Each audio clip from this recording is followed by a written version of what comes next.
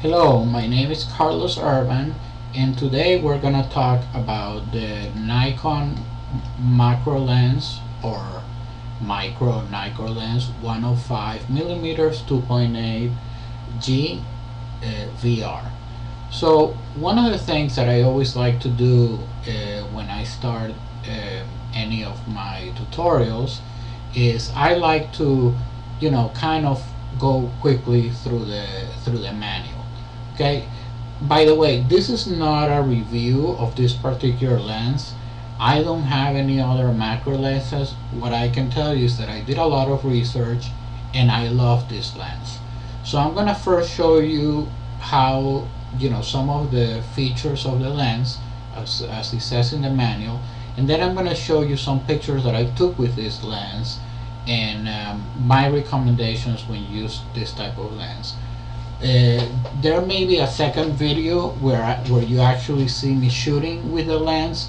I think for now, the tutorial is more about how to use the lens and some of the techniques for macro. Okay, first of all, this lens, as you can see in the drawing, comes with a bayonet, which I think is very useful for protection, and also especially when you're doing macro, because sometimes you get so close to the flower or the subject that you may actually touch the glass accidentally, and that's obviously something that is not good. The other thing, it protects from sun ray lights. Okay, sun rays. Sun rays. Okay, so the first thing that I wanted to talk to you about is these buttons that are here. Okay, this is standard in all of the Nikon lenses. So M/A means that this is for autofocus, and what the M means is that when you turn this, which is the manual focus wheel, it overrides the auto. Okay, M means that it is in manual focus, which most macro, by the way, should be done in manual focus. Now this is important because a lot of people have problems when they first use this lens, because first they don't understand why it's not focusing and so on. So you see here, this is the infinity symbol to 0.5 meters, so half a meter. For those of you who are not familiar with meters because you use feet, roughly 1 meter is 3 feet. So half a meter is 1.5 feet. So basically what it says, whenever you're 1.5 feet or more, okay, from the subject, put it in this setting. This will allow you to autofocus a lot quicker, and that's why you should have it here. Now whenever you're less than 1.5 meters, it won't focus, sorry, 1.5 feet, okay, or 18 inches, it's not going to focus if it's in this setting. So you have to put it in the full setting. Okay, now you have the VR, the vibration reduction. It should always be set to off when you're using a tripod, and set to on when it's handheld, to take advantage of the vibration reduction device. Now you're probably thinking, why am I talking so much about handheld? Well, as I'll show you in a moment, this lens is also very good for portraits. It's extremely sharp. It's probably the sharpest lens that I have, and I have all the 2.8s, which are the professional lenses, and this is probably the sharpest lens that I have. Okay, so let's see what else here in the manual is important. Okay, so I told you about so the compatibility with the cameras. Okay, well, the depth of field, but that's standard with all the, I have a whole video on depth of field. Oh, how to attach the hood. Okay, and the specifications.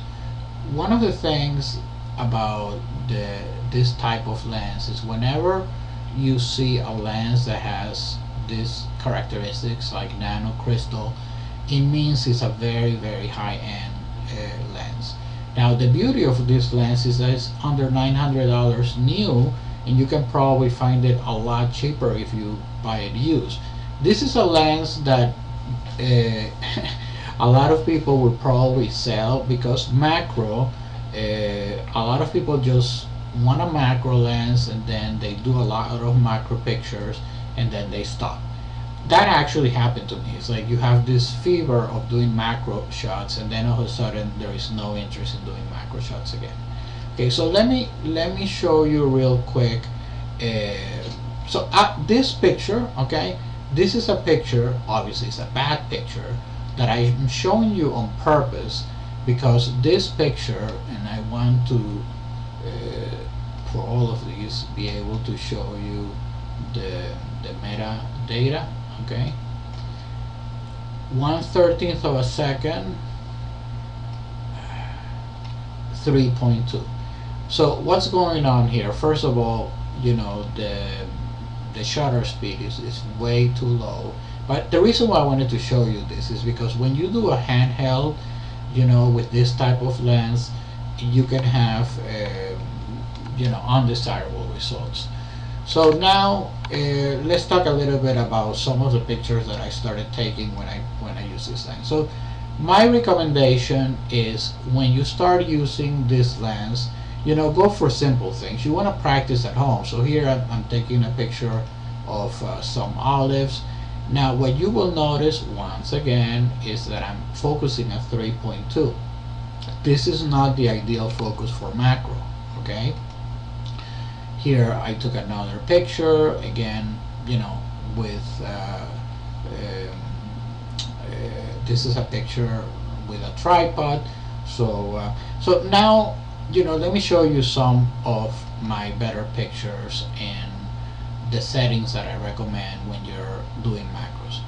So this particular picture, believe it or not, I did it handheld, and you know, this was one of my first pictures, you know, trying the macro lens. And as you notice here, I did 1/250th of a second at f11. Whenever you do macro shots, you have to open, or actually open would be the opposite, close the aperture as much as possible. In other words, go f11, f16, f22. Don't be afraid. This lens goes all the way to, let me see, I think 32, if I'm not mistaken. Yes. So don't be afraid of cranking, you know, the focus on, or the aperture on this lens. Okay. So so now one of the things I wanted to show you is what are some of the things, once again, that you should be doing when you take macro shots. Okay, again, these are some more macro pictures. Believe it or not, these are not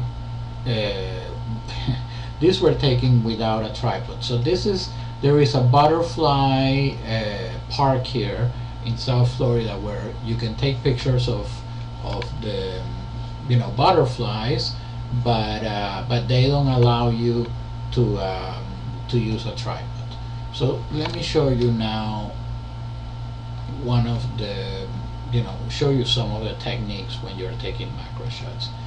So here is an example of what a macro shot should be. Okay, now the lighting here, the lighting here was not very good. One of the things that you may want to do with macro shots is to use your flash. Okay, now when you use your flash, you should put a diffuser which softens the light.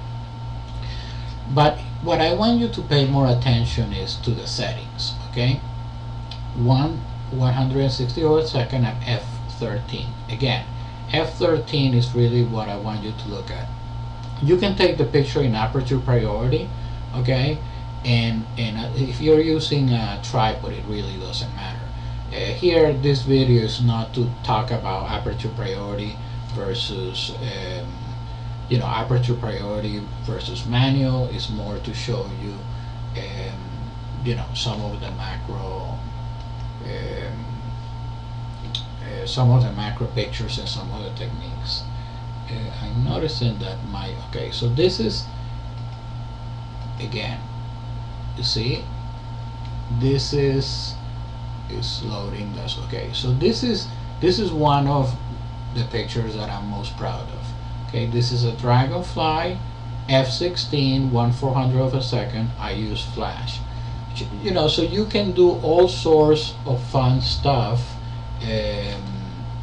So I'm gonna show you. Let me pause this for a second. I want to show you some of my best pictures. I don't see here the one that I'm looking for, so I'm gonna pause it for a second. Okay, so I'm back again. I wanted to show you some more pictures that I've taken with this lens and then explain some of the settings again to use this lens. So this is an example of when I did a headshot, and this is what I was telling you, that look how sharp it is. And in this particular case I did use f3 because I wanted to get, you know, blur the background. So this is a situation where you can use it as a portrait lens, and because it goes to 2.8 and it's 105, you can do some really fun stuff. Okay, let's see. This was also taken with that particular lens. Again, wanted to blur the background. Okay, we actually did a whole section on macros with this lens.